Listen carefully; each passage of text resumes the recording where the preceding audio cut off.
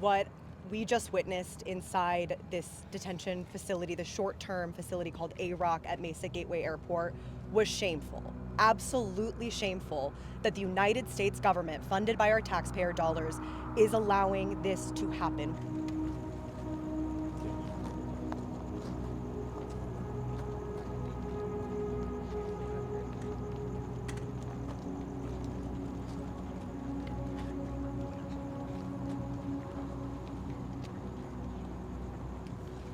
Okay, you ready? Congressman, you ready?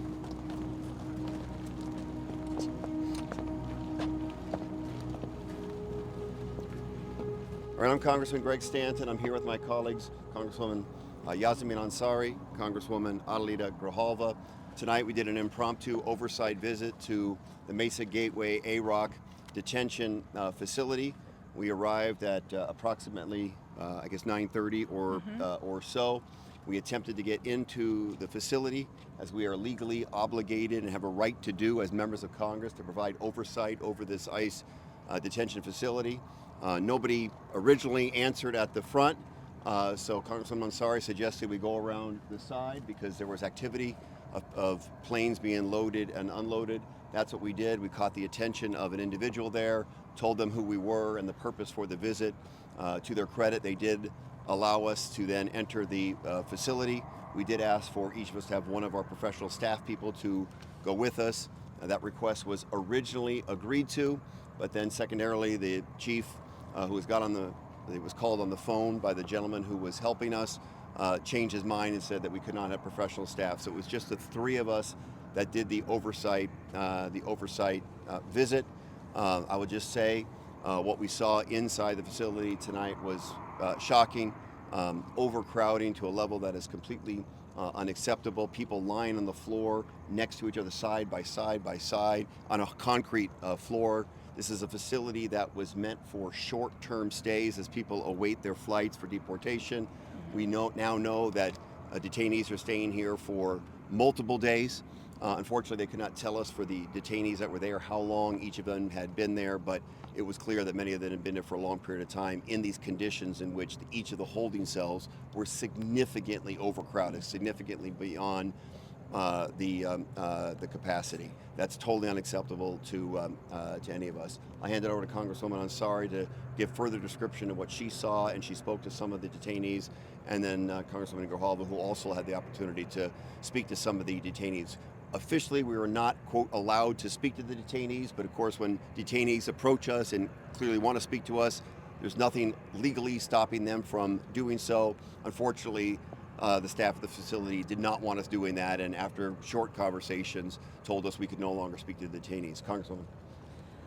Thank you, Congresswoman Yassamin Ansari. I represent Arizona's 3rd District. What we just witnessed inside this detention facility, the short-term facility called AROCC at Mesa Gateway Airport, was shameful. Absolutely shameful that the United States government, funded by our taxpayer dollars, is allowing this to happen. What we witnessed is massive overcrowding, rooms that have capacity for 21 people, and it clearly says that at the top of each room, filled with 40, 50 people, body to body, detainees begging to speak to us through the windows, speaking to us through the cracks of these rooms, telling us that it's hot, that somebody has a fever, that they've been in there for days. It's unacceptable. ICE is breaking any possible standard of human dignity that we should have in the United States of America, breaking laws left and right, no accountability, no oversight whatsoever. I want to point out that Congressman Stanton and I came here one other time on February 20th. We gave 7 days notice because of the absurd bureaucracy that ICE creates. During that visit, the staff told us that most times nobody is here above 12 hours, that the rooms barely go above capacity, that they follow these standards. And of course, when we were here, they conveniently had not as many people in each of the rooms. Tonight, each of these rooms is severely overcrowded. It is absolutely unacceptable, horrifying. I'm not surprised. If you haven't seen it yet, there's been reporting by the Arizona Mirror this last week that actually shows through public record requests that the data proves that they change their tune when we are here. So I'm glad we came here for an oversight visit that was unannounced. This is happening all across the United States. Every single detention facility run by ICE and run by these private prison companies in the United States of America is treating people horrifically. Thank you. Adelita Grijalva, I represent Southern Arizona, AZCD7.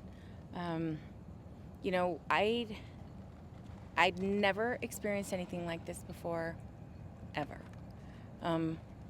People in a room that has the capacity for 21, for 47 people. And when we're walking by and they're fanning themselves, trying to tell us through like soundproof glass that it's really hot. I didn't see blankets. People are laying straight on the concrete in a row like sardines. It gives you the visual of how horrible it is. We had a woman who stuck her head out and said, "Excuse me, can you ask them for any sanitary napkins? There are 2 women in here that need them, and we've been asking." So while we were there, they gave it to them. My concern is we had one staff member with us that was communicating with detainees in Spanish. The vast majority of people were speaking Spanish. I asked if they had the capacity to be able to talk to people. One of the things that is still not clear is that there were 2 charter buses back here filled with people, about 80 people. I asked, were those people just in this facility or are they coming in? Because where would they go? There is no shower capacity for people. I don't know how people are changing clothes. Somebody showed me a sandwich. One of the reasons why we first came here is there were mentions of a hunger strike. We're very concerned about that.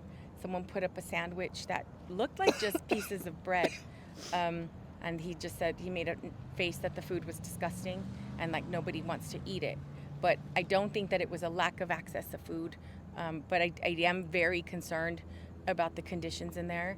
Anyone with a cold, anyone with any kind of infection, they are in literally such close quarters and sweating that there is no way that people are not going to get really, really ill in there. And a woman said, you know, why aren't they treating us like human beings? This is inhumane. She was actually getting ready to be deported at an airport 44 days ago. And she was now back through this process again. She was ready to be deported. She said, my case is already done. I'm finished. Why am I still here? So there are a lot of more unanswered questions than I had before I got here. And it is frightening in there. And they're afraid. They're literally looking at us like, are you here to help?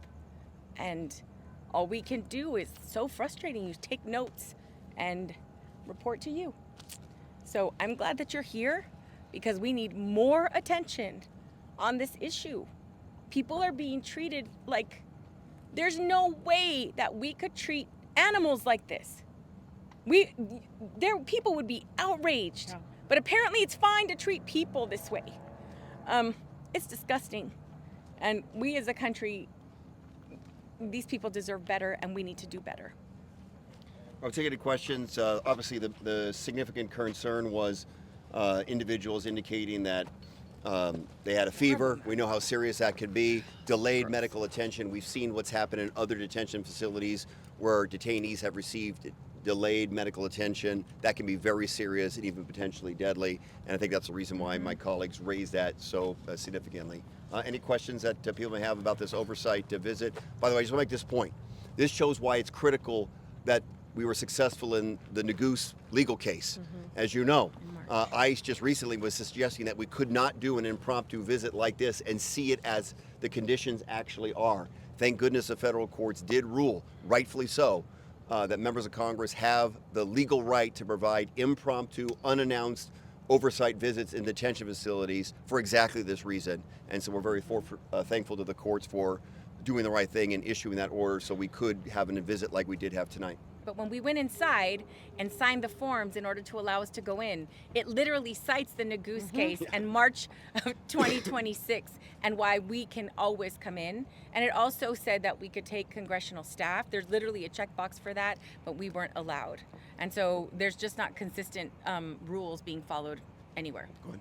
Yep. Chairman Canoe, Arizona Mayor. Question I have is, with clearly you have rooms that are saying 21, you have with far more people than that being in there. The records that ICE has provided through public records lawsuits have shown that there's far more people in this facility than it has stated capacity for, 157 people. Are there mechanisms like fire code, things like that can be pulled on in regards to addressing things like overcrowding at facilities such as this? Okay, I'll jump in first on that one.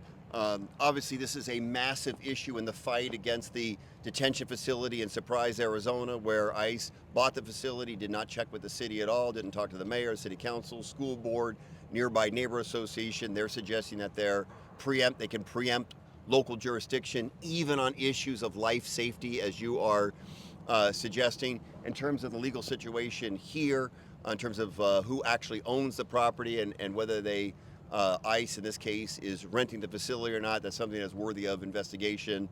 Certainly they would claim that they can preempt local safety rules. They should not preempt local safety rules. It's critically important that life safety rules be followed regardless of whether it's the federal government doing the business inside a building. I think it's a good suggestion.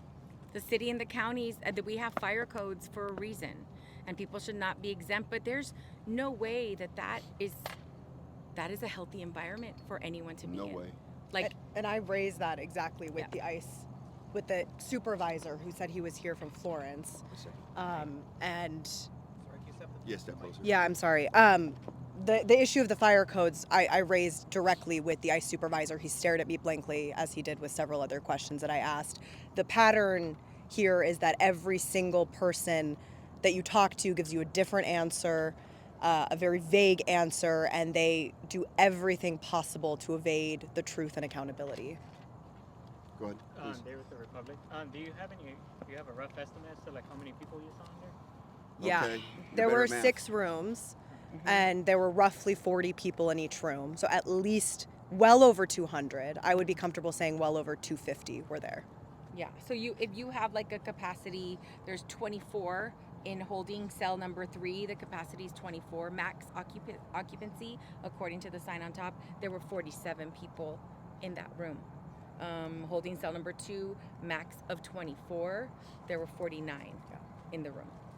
So just to give you an example, they're double or almost triple the capacity, except for there was one individual I think was isolated for other reasons. That individual was alone, which meant I think there's no place to put anybody else if they need to be isolated. So that just means the capacity gets tighter everywhere else. So there were 6 of the larger holding cells. I shouldn't say larger because that doesn't accurately describe it, but relative to the individual cells, there's a few of those. But there were 6 of the larger cells with a capacity of between 22 and 24 as listed. In each and every one of them, there was at least double the number of people.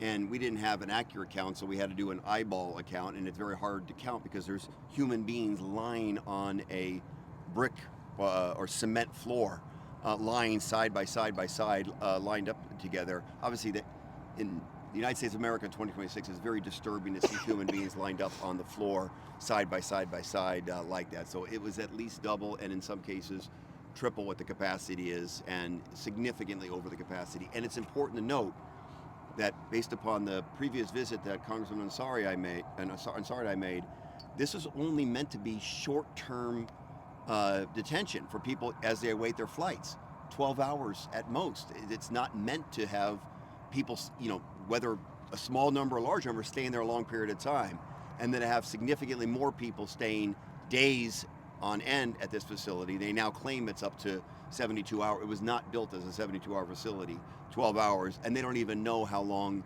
each of the individuals have stayed in any of the holding cells. That's what's equally disturbing. The overcrowding and then the length of stay well beyond what the facility was built for. Were your questions answered in terms of the people that were on the buses? Were they in the facility? No. Or did they flat out tell you? No, the supervisor said sort of the same kind of reaction he had with Representative Ansari, sort of looked at me blankly and said, I don't understand the question. And I said, I want to understand, are the people that are in the charter buses, were they just in the facility and moved there? Are they coming from somewhere else and going to get processed here? Are they going somewhere? And he said, Well, it depends on the situation. So I don't know. We didn't see people walk out of the facility and onto the charter buses. So we don't know if, those charter buses hold like 70-ish people. Mm-hmm. So if they were in there, where were they? I have no idea. I have no idea how and they're giving people food like through a slot. So it is a sandwich. One toilet with 47 people. You have one toilet in the middle of the room. These are very similar to like city jail, like holding cells in our jails. That's what it looks like, and it's just there's concrete everywhere. There's no padding anywhere. I didn't see blankets. I didn't see any kind of trying to make people comfortable. People are just falling asleep where they are.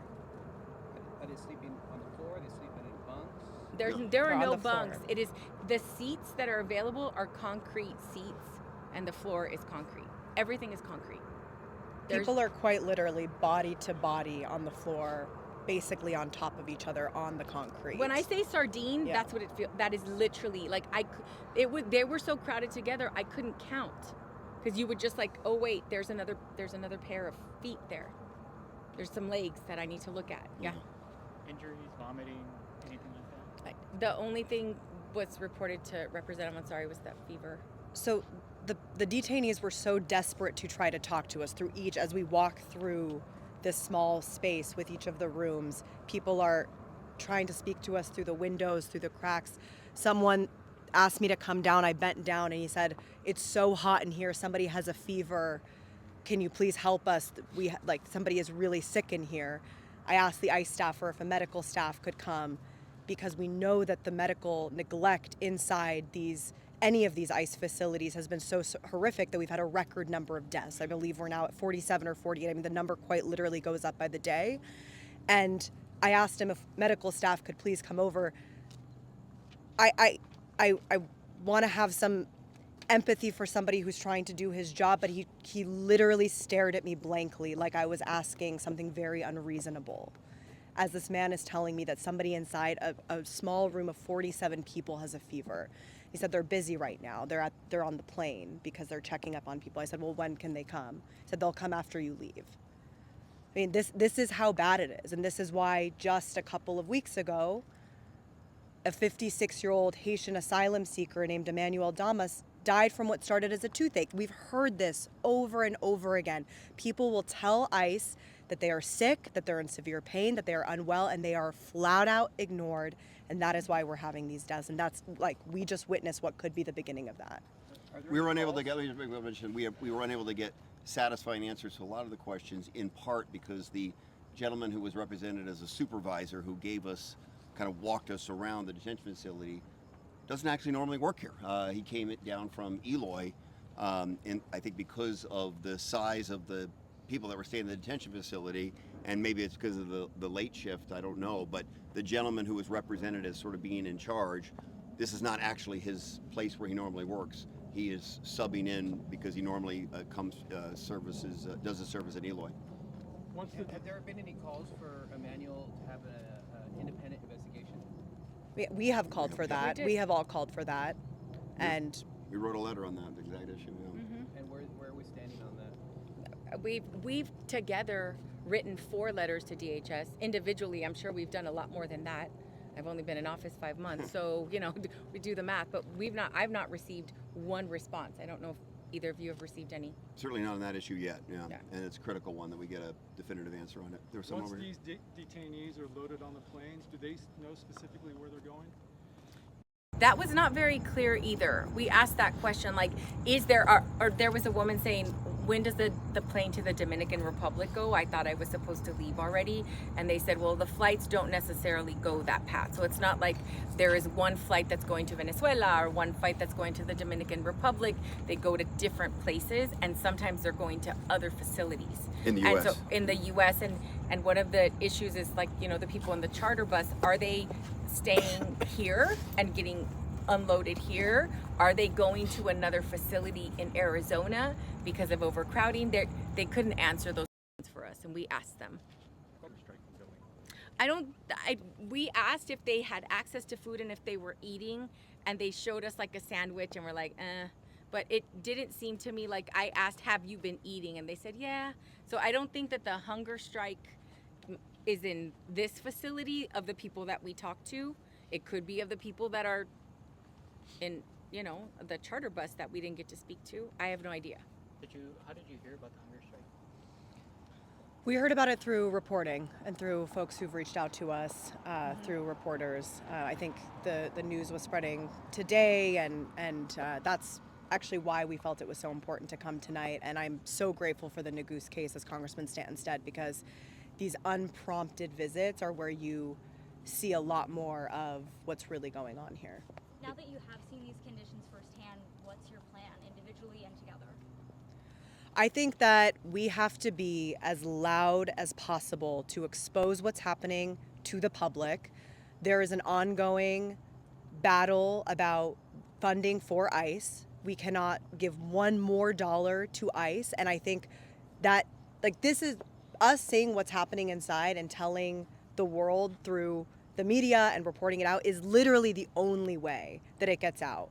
I think we need to work together on the local piece of it as well. It is absolutely a health and safety standard, a fire hazard. I think we need to talk to here, the city of Mesa, in other cases, the other municipalities, and really just demand more. And we need public action. We need Republicans to recognize what's going on here, and we need to pass bills that ensure that the health and safety standards are complied with. And the for-profit detention centers, it may not be the case here. This is ICE explicitly, but the for-profit companies that are making money off of the backs of this inhumanity and this cruelty cannot continue to get contracts if they are treating human beings this way. If there's no access to basic water, if they're getting dirty underwear, if they're killing people because of medical neglect, that cannot go on any longer.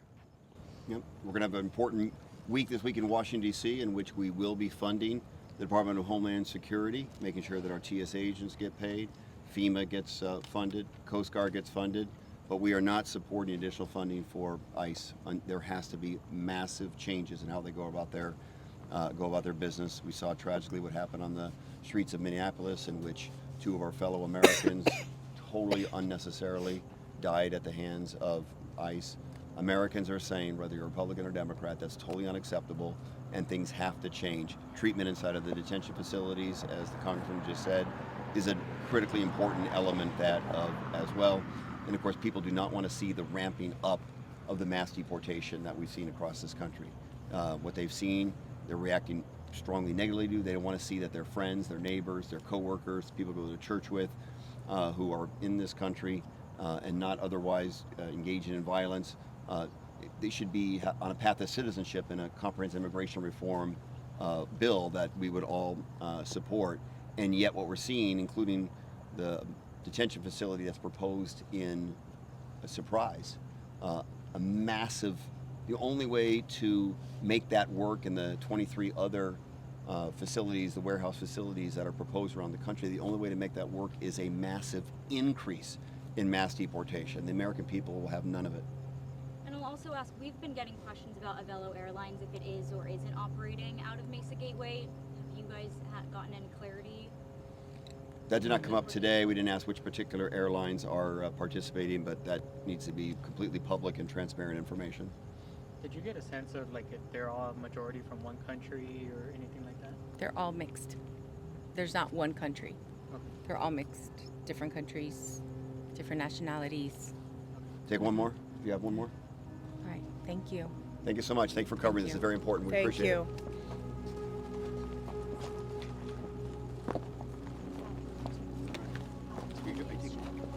What's that? Separate? Okay. All right. Quickly, I guess. Do you want to do individually, collectively?